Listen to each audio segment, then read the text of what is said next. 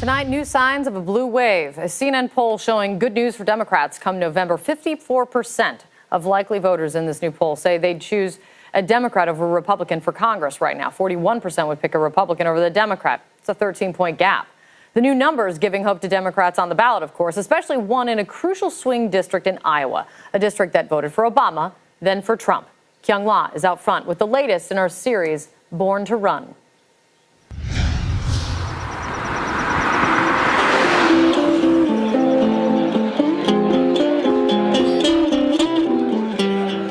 In northeast Iowa, signs of a turning tide in a critical swing district.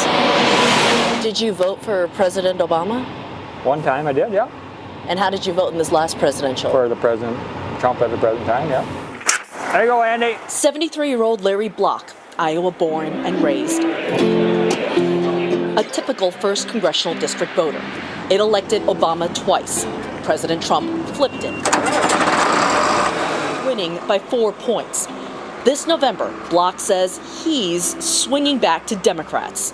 What do you think of Congressman Blum versus the challenger? I would say it's probably just time for a little change. So, and that's where a lot of us, I think, anymore vote. We like to see changes in politics. That change, challenger and Democrat Abby Finkenauer, age 29, 4 years a state lawmaker, still paying off her college loans. Time to get the food! Running on her working class upbringing to protect blue collar America.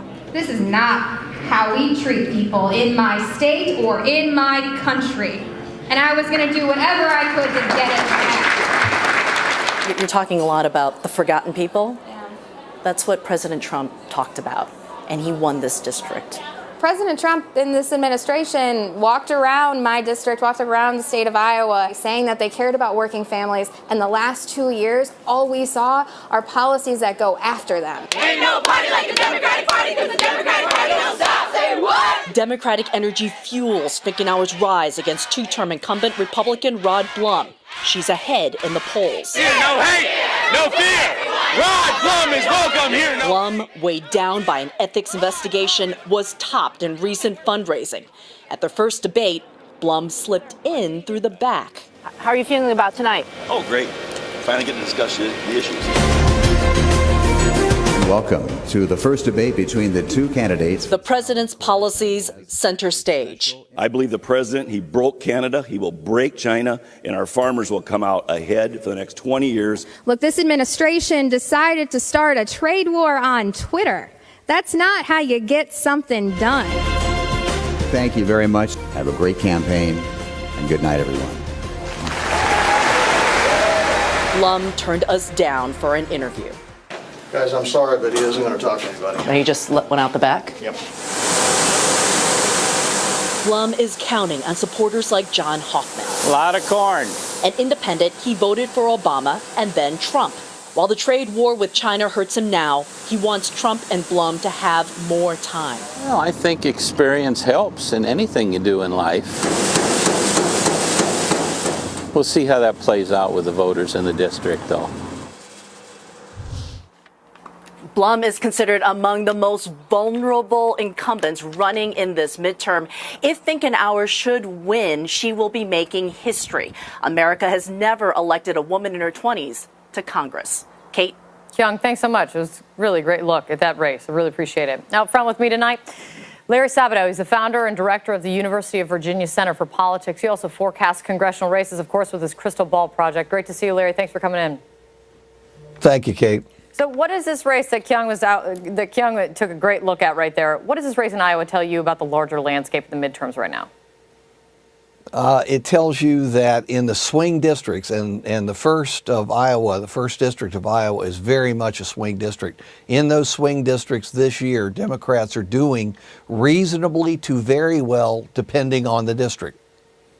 One of the most interesting things in the new CNN poll that came out is the gender divide. It's a theme that we've been talking about for a while now. But if you look at this new poll and you look at likely voters, 63% of women want the Democrat in their district. Just a third want the Republican. You don't see nearly that margin when it comes to men. What does that mean in these congressional districts? Well, it's certainly helping Democrats a great deal. It's pretty clear that women have been driving the surge in the Democratic Party in this particular midterm. There are a record number of women candidates from top to bottom of the ballot. And when you look at volunteers, activism, and voters, as the CNN poll shows, you find that women are disproportionately Democratic, sometimes heavily disproportionate, and men are still leaning Republican in most places. So the gender gap is becoming a gender chasm. And it all depends, and if gap or chasm, who actually turns out, of course, is what's going to matter in the end. What can, let's say, Republicans? What can Republicans do? Do you see in the amount of time in your vast history and looking at these projections? Do you see amount of time to turn the tide on the gap that we're seeing in these generic ballots between Democrats and Republicans right now?